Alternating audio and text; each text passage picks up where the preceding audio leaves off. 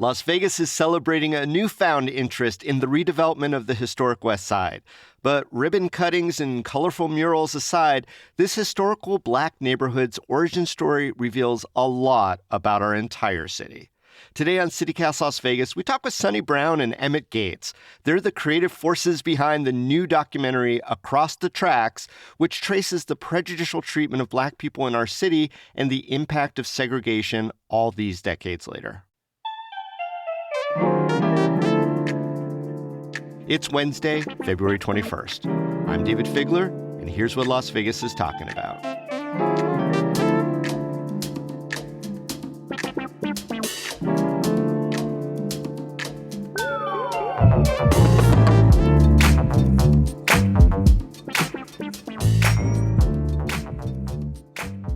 Soni, Emmett, welcome to CityCast Las Vegas. Hey. Thanks for having us. So what does your documentary title, Across the Tracks, refer to in Las Vegas?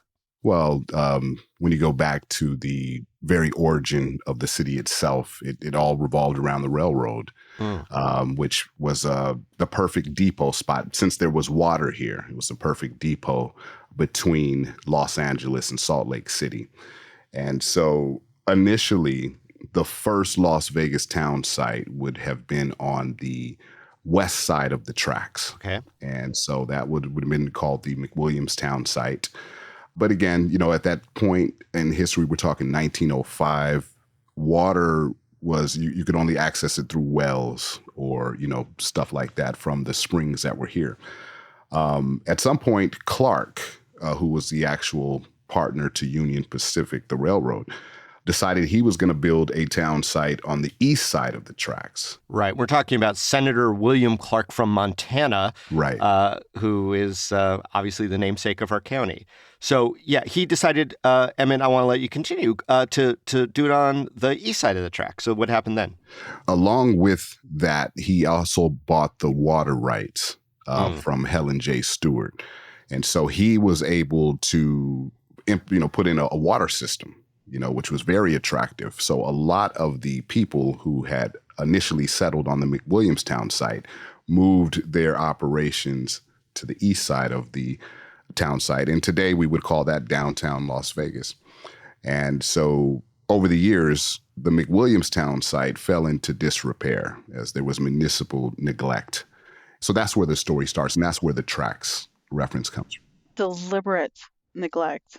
Orchestrated neglect. Yeah, and I'm a big fan of history, and I love following all this stuff. And I remember the big feud between William Clark and J.T. McWilliams as to where things should go. But like you say, Soni, intentionally, the powers that be started neglecting that area west of the tracks. And eventually we come to what we now know as the Historic Westside. So for people who might not know or who are new here, where is the actual historic Westside? Now, it has expanded over the years. And of course, if you live here, you know what I'm talking about. But if you don't, then it's probably not going to make much sense without Google Maps. But again, you have what is downtown Las Vegas, and directly across the tracks, you have what is the historic Westside. Now, I think it's important that we recognize that now the West Las Vegas would be considered Summerlin. So that's why it's important to emphasize the historic West Side because it's really central now. But we're just talking about Main and Bonanza right there. Right. As soon as you go under that underpass, which used to be called the Unpassable Underpass, that would be considered West Side up to about Martin Luther King initially. But of course, at first it was much smaller than that. So now that's what we call the historic. Basically, just the zip code 89106. That's probably the best way to determine. I always think of it as Bonanza Road, Washington Avenue, Avenue A, and then H Street. Okay. That's where I think of the historic West Side. And Emmett, you just called it, and I'm not going to let it pass, the Unpassable Underpass. What did you mean by that? Well, initially that wasn't there. That was a wall, and it was intentionally to keep the people on the west side on the west side. And so kids who had to go to school at Fifth Street School or the Las Vegas High School, they would have to walk over the tracks, which was very dangerous. Businesses couldn't be accessed by car. It was just dirt, and so at some point they built the underpass, and then the two communities had easier access to one another. And when did Black people start kind of becoming the sole residents of that area? That's very interesting, because when you go back to 1905, Black people lived on the east side of the tracks with everyone else. There was nothing on the books, no Jim Crow style policy. No demarcation. Right. So Blacks had businesses there. They could, just mix and mingle with everyone there. Now, the most Black people at that time were concentrated on an area called Block 17 and Block 32, which today would be directly across from the Mob Museum. Okay. And then right next to that was Block 16, which at the time was the only place in town where gambling, liquor sales, and prostitution was legal. So the red light district. So things change as the Great Depression ravages the rest of the country. Doesn't really hit Vegas in the same way because of the building of the Hoover Dam, which was a big project, was going to employ a lot of people. So you had a lot of people from around the country coming here for those jobs. Now, with that meant you got a lot of Southerners coming, and they were bringing some of their policies and their mindsets here. Suddenly, with the lifting of prohibition and with the legalization of gambling, now you have a tourist town. And so a lot of these tourists, a lot of people that had money, it was oil money from the South. And so they brought their prejudices with them. And that's when you start to see this hardened response and this focus on race. Soni, in the documentary, you spoke to some original West Side residents, or, people who were in that area way in the beginnings. What's one story you might be able to share with us today that helps paint a picture of what it looked like back then? I will say this from our findings, that the West Side, or that area, was actually quite diverse. You had Hispanics, you had Indigenous people, Black people, white people. Everybody was just working towards a better life for themselves until these policies came across. But the general consensus I got from my research and talking to people was that it was just people just trying to live their lives. They didn't have amenities like running water and things like that, but they were just people trying to just live their lives. Mm-hmm. And I saw in the parts of the documentary people were still utilizing outhouses, and people were having to live outside of their homes because they just, couldn't tolerate the conditions, which was very different from other parts of Las Vegas. Is that fair? Well, initially, everyone lived in tents. Yeah. Everyone. Didn't matter. People, you would get a piece of land and you would just build whatever kind of shelter you could. Homestead. But as the Vegas started to grow and, we started getting federal help, the infrastructure started to flesh itself out. Meanwhile, and I think it's important to state that initially the McWilliamstown site was a mixture of everyone, mostly Latinos, railroad workers, Paiute people. They all lived there. And when there was this push to make all of the Black residents go there was a little resistance initially from those in the McWilliamstown site. And no infrastructure whatsoever. So people had to build whatever homestead they could with whatever they had. There was no help. They had to dig wells, so it was, initially, that's the way it went down. Talk about pulling yourself up from the bootstraps. Right. When they're, kind of tying your shoelaces behind your back.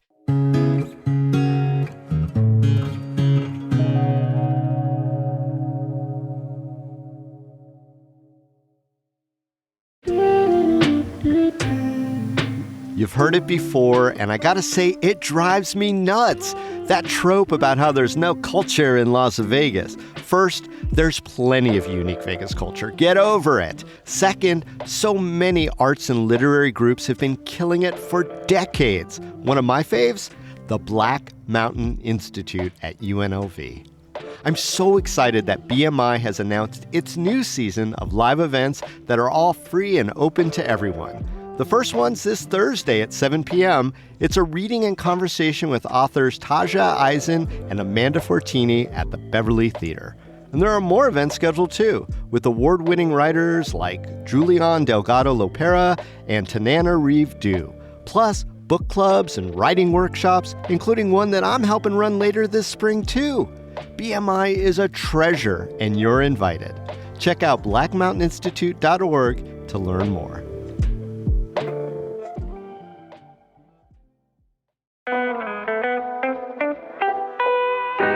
I've been a writer for a long time, and I've learned that sometimes I need to be in a fresh space for creativity to strike. Corporate Co-working Las Vegas is exactly that kind of space. It is specifically designed for companies and individuals looking for private, semi-private, flexible, creative office solutions. Okay, you may not know this, but our team at CityCast Las Vegas all works remote. So it was really nice to use the corporate co-working space to have a face-to-face workday in one of their large private rooms. But the team at Corporate Co-working also got me into a gorgeous conference room when I needed to make a call. And there were 2 toasters in the kitchen, a toaster oven and a traditional pop-up. It's so thoughtful. So whether you're a solopreneur like me, a small business like CityCast Las Vegas, or a large employer without a traditional office space, look into Corporate Co-working Las Vegas.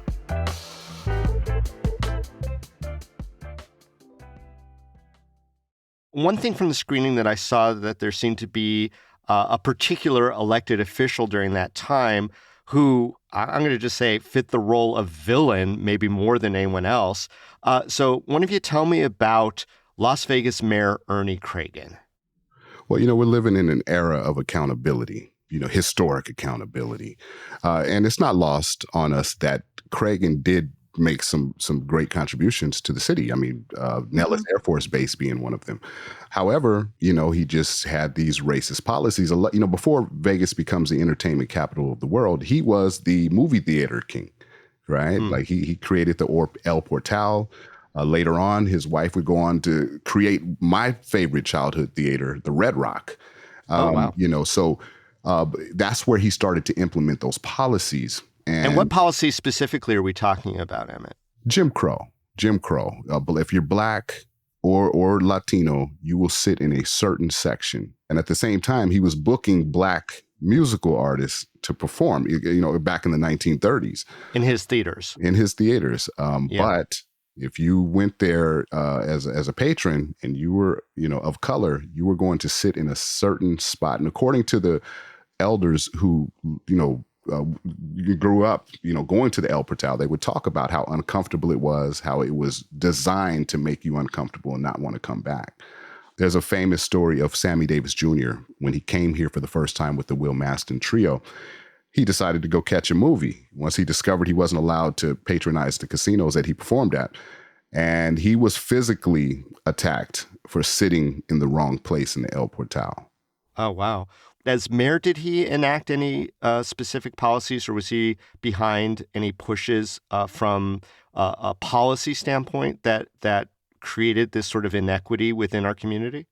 Well, being mayor gave him a great deal of power. So however he was running his movie theaters, it probably would have just been that, because by all accounts, the railroad came with some segregation. Like, if you were Black, you could only work certain jobs there and stuff like that. But there still wasn't this all out in your face racism where there's signs up saying you can't come here, you can't come that. So once he becomes mayor, his belief systems spill into that. He believed that if you made it uncomfortable for the Black people here, they would eventually leave. They'll come here and work, make money, and leave. That was his philosophy. So he just neglected the only part of town that, people of color could live. Everyday things that you just didn't have because of the neglect. Access to basic services, hospitals, honestly, just having like indoor plumbing, electricity, garbage pickup. Well, definitely in your documentary, you talk about this Ebony magazine article that really coined Las Vegas at that time as the Mississippi of the West, which, just humiliating, but it was a thoughtful analysis of what was really going on. But what really struck me was that there was still this resilience of the community that had been intentionally segregated. Soni, maybe what were some of the more hopeful moments of progress that you noted in the documentary? I think that we end up doing, when I say we, I mean Black folks, end up doing for ourselves. Certainly somebody started their own resort and casino. We had shops up, churches, everything. We formed groups, things that they had in the South when they migrated to Las Vegas. They just recreated, like La Femme Dues, the cotillion. They just decide like we're just going to continue living our life regardless of the conditions. Yeah. Was there any big pushback during this era, 50s, 60s, when, people were like, we're just not going to be treated as second-class citizens? Oh, absolutely. It's starting with Josephine Baker. Mm-hmm. Josephine Baker was the first entertainer, because entertainers had been coming here as early as the 40s with the Will Masson Trio. You had Pearl Bailey, Lena Horne.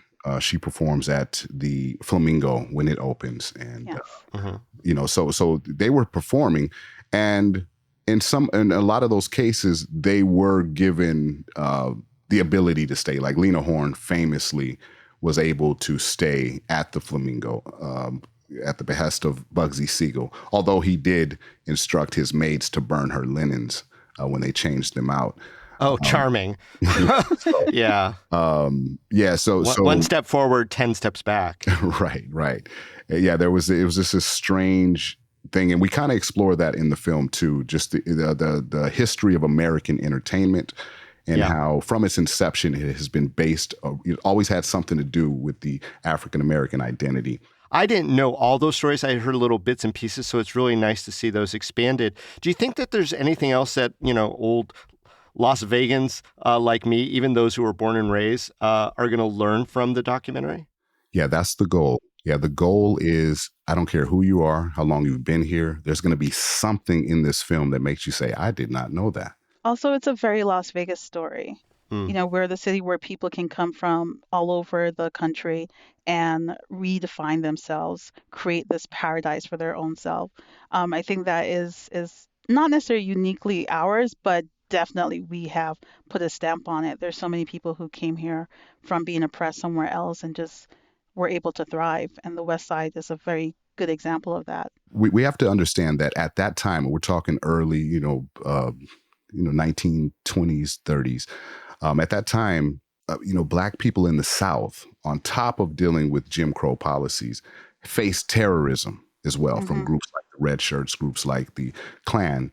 And in Las Vegas, so when they get here, this Jim Crow is really kind of light work. They're like, okay, so I couldn't go anywhere there, but I don't have to worry about my son being lynched. So we have to take that into account too, that racism was everywhere. The racism in Vegas was just a little easier than the racism elsewhere. It's all the same. Yeah. This is sad to say it that way, but it's true. Well, we are seeing right now a spotlight on the historic West Side in a lot of ways. I mean, your documentary is going to be another piece of that. Usher, during the Super Bowl, before that, took a tour and talked about some of the same themes. And there's a lot of energy, but also there's still discussion of challenges. And I'm wondering, what issues and challenges is the historic West Side still dealing with today? Yeah, economic development, really. It's where's the money? We have this money that's been allocated to take care of many different parts of the city, and the West Side is not really getting it, or they're now getting it, but it's a slow trickle. Why do you think it's so slow? And, is it one of those things where we're like, oh, problem solved, we're moving forward now? Or are there still challenges that need to be addressed head on? I think it's very complicated. A lot of it is just municipality rules, different people coming in. So there's that. There's also, what are we doing for the residents? We have to get the residents involved, and people have different ideas. So it's like, I think it's general bureaucracy on top of, we'd like to preserve the historic West Side, but we also don't want to get rid of the people who are there. A lot of times when we talk about redevelopment in areas that are blighted, we tend to push out the people who were there and we make it something completely different. And that is not what the historic West Side needs. There are residents who've been there 2-3 generations. We can't get rid of them. We can't push them out and make taxes higher or anything like that. So it's about having a fine balance. Well, and there's also this kind of idea that you hear from a lot of, conservative commentators that, racism and prejudice is a thing of the past in America, and that we shouldn't be like focusing or hyper-focusing on the historical racism because, things are better now. And then they would point to things like, look, people are talking about redevelopment. That's a good thing. Why do we need to keep talking about the history of racism in a community? So I guess why should Las Vegas care, given that perspective, which I obviously don't agree with, but to care about the history and redevelopment of the historic Westside? Because if you don't learn from history, you're doomed to repeat it. Recently, we saw what happened with McCarran Airport. That's always been the name of the airport as far as I was, alive. But then they changed the name. And then when you find out why they changed the name, and you're forced to go back and revisit that history, I think it's important to point out that things are better now, as far as racism, but it's still there. It's still there. And it's important to talk about that history so that, again, we don't repeat it. We understand this is what happened. When we think of Las Vegas history, we're quick to jump to the gangsters. We're quick to jump to cowboys. This is a piece of history. We hear little tidbits about, Sammy Davis Jr., this and that, but we never talk about the people. We never talk about the people who actually endured that, who lived there. And so this is just another piece of Las Vegas history that, because if we don't, that area is doomed to become just an extension of downtown, right? We do want the redevelopment there, but we also want the heritage to be maintained so people understand these are the streets where these things happen. Soni, what do you think would be the most important aspect of the heritage of Historic Westside that needs to be preserved as we move forward in talking about helping or developing or redeveloping that area? Oh, that's a really good question. I want to say it's a big part of Las Vegas history. Like we're all in it together. Just because one group is on this side, we're still all in it together, and it's an authentic part of Las Vegas history in a way that needs to be maintained. Jeff Carter often talks about how Las Vegas is America's id. We have a very short memory. We blow things up. We rebuild. We don't stick to our history. We keep nothing. Everything's new. And in a city where we are constantly rebuilding and reinventing, it's nice to know that this is a section of the city that started out this way, but has slowly morphed into something else, but still Las Vegas. It's not the mob. It's not the dam. It is the people who came to Las Vegas and made Las Vegas, Las Vegas. When is the first time that people can see the documentary in its entirety? March 6th. We're probably going to do a tour in Las Vegas, but it's going to be exclusively in Las Vegas. It's going to be a limited release. We're still figuring out the locations as we speak. Be nice if you could sort of take over the old El Portal for a second. And right. Because I think that's an empty space right now. It's under some renovation there. But anyway. Yeah, I think it's like an antique or like a... There's something going on over there. Yeah, there's a store there. Yeah, it's a tourist store. Or they could hurry up with the damn Huntridge already, but that's not going to happen. Right. Soni Brown and Emmett Gates, thank you so much for joining us on CityCast Las Vegas, and good luck with your documentary. Right on. Thanks for having us. So much for having us. Yeah.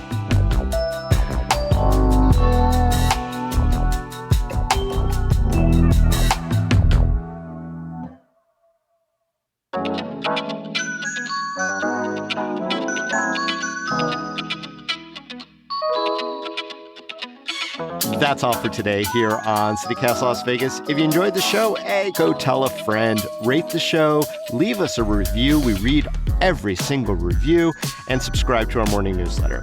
We'll be back tomorrow morning with more news from around the city. Till then, stay lucky.